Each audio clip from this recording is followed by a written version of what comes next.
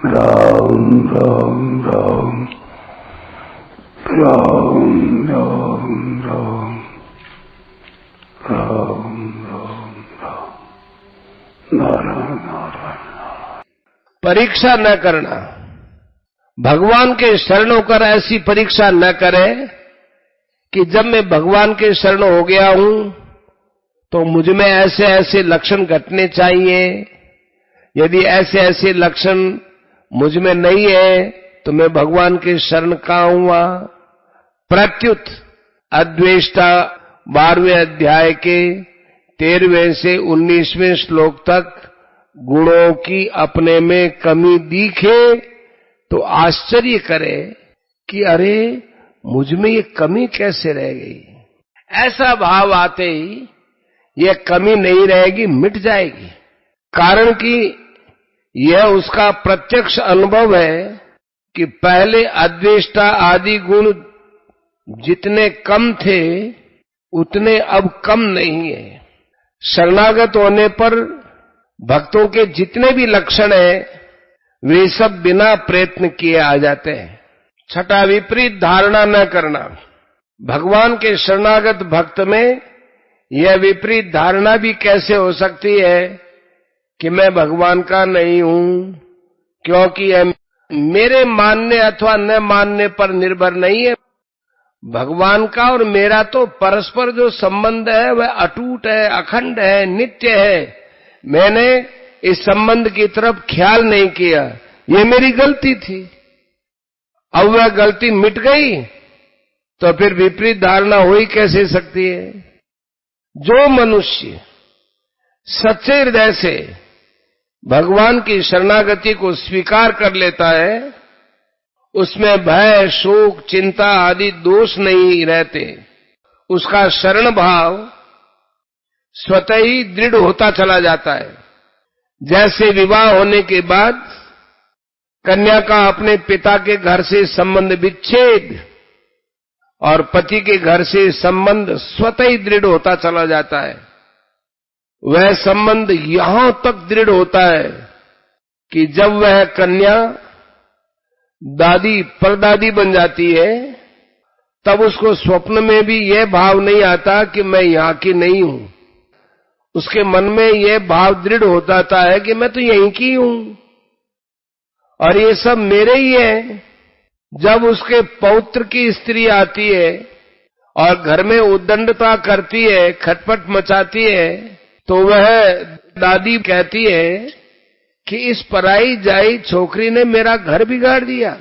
पर उस बूढ़ी दादी को यह बात याद ही नहीं आई, मैं भी तो पराई जाई हूं, पराए घर में जन्मी हूं।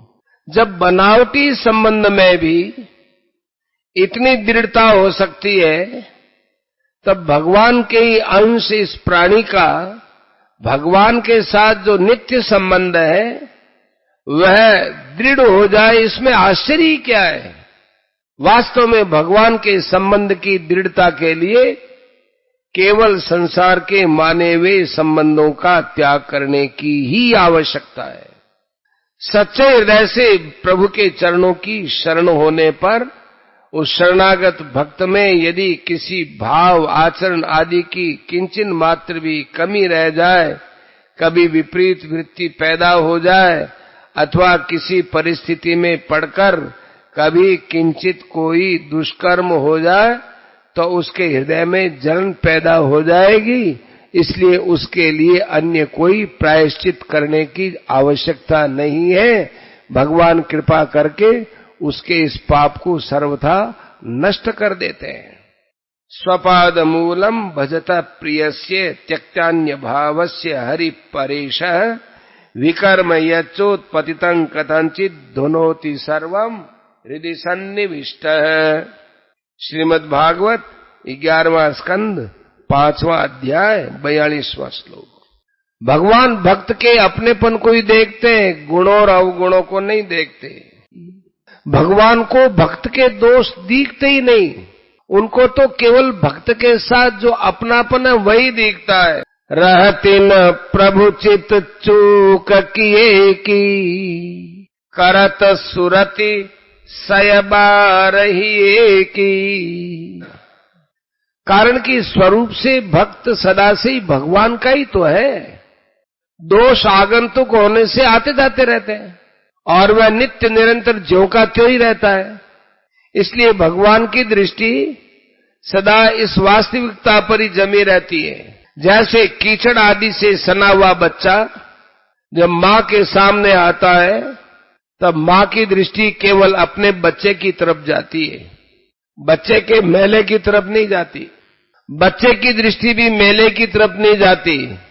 मां साफ करे या न करे, पर बच्चे की दृष्टि में तो मेला है ही नहीं, उसकी दृष्टि में तो केवल मां ही मां है। द्रौपदी के मन में कितना द्वेष, क्रोध भरा हुआ था कि जब दुशासन के खून से अपने केश धोऊंगी तभी केशों को बांधूंगी। परंतु वही द्रौपदी जब भी भगवान को पुकारती है, भगवान तत्काल आ जाते हैं, क्योंकि द्रौपदी का भगवान के साथ गाढ़ अपनापन था। भगवान के साथ अपनापन होने में दो भाव रहते हैं, भगवान मेरे हैं और मैं भगवान का हूं। इन दोनों में भगवान का संबंध समान रीति से रहते हुए भी भगवान मेरे हैं इस भाव में भगवान से अपनी अनुकूलता की इच्छा हो सकती है कि भगवान मेरे हैं तो मेरी इच्छा की पूर्ति क्यों नहीं करते। परंतु मैं भगवान का हूं इस भाव में भगवान से अपनी अनुकूलता की इच्छा नहीं हो सकती, क्योंकि मैं भगवान का हूं तो भगवान मेरे लिए जैसा ठीक समझे वैसा ही निसंकोच होकर करे। इसलिए साधक को चाहिए कि वह भगवान की मर्जी में सर्वथा अपनी मर्जी मिला दे। भगवान पर अपना किंचित भी आधिपत्य न माने, प्रत्युत अपने पर उनका पूरा आधिपत्य माने। कहीं भी भगवान हमारे मन की करे तो उसमें संकोच हो कि मेरे लिए भगवान को ऐसा करना पड़ा। यदि अपने मन की बात पूरी होने से संकोच नहीं होता, संतोष करते हैं, तो ये शरणागति नहीं है। शरणागत भक्त शरीर, इंद्रिया, मन, बुद्धि के प्रतिकूल परिस्थिति में भी भगवान की मर्जी समझकर प्रसन्न रहता है। शरणागत भक्त को अपने लिए कभी किंचित मात्र भी कुछ करना शेष नहीं रहता, क्योंकि उसने संपूर्ण ममता वाली वस्तुओं सहित अपने आप को भगवान के समर्पित कर दिया, जो वास्तव में प्रभु का ही था। अब करने कराने आदि का सब काम भगवान का ही रह गया। ऐसी अवस्था में वह कठिन से कठिन और भयंकर से भयंकर घटना परिस्थिति में भी अपने पर प्रभु की महान कृपा देखकर सदा प्रसन्न रहता है, मस्त रहता है। जैसे गरुड़ जी के पूछने पर काकभूषुंड जी ने अपने पूर्व जन्म के ब्राह्मण शरीर की कथा सुनाई, जिसमें लोमस ऋषि ने शाप देकर उन्हें पक्षियों के बीच चंडाल पक्षी कौवा बना दिया। परंतु काकभूषुंड जी के मन में न कुछ भय हुआ न कुछ दीनता आई। उन्होंने उसमें भगवान का शुद्ध विधान समझा। केवल समझा ही नहीं, प्रत्युत मन ही मन बोल उठे, उर प्रेरक रघुवंश विभूषण। ऐसा भयंकर शाप मिलने पर भी जब काकभूषुंड जी की प्रसन्नता में कोई कमी नहीं आई, तब लोमस ऋषि ने उनको भगवान का प्यारा भक्त समझकर अपने पास बुलाया और बाल रूप में श्री राम का ध्यान बताया। फिर भगवान की कथा सुनाई और अत्यंत प्रसन्न होकर काकभूषुंड जी के सिर पर हाथ रखकर आशीर्वाद दिया।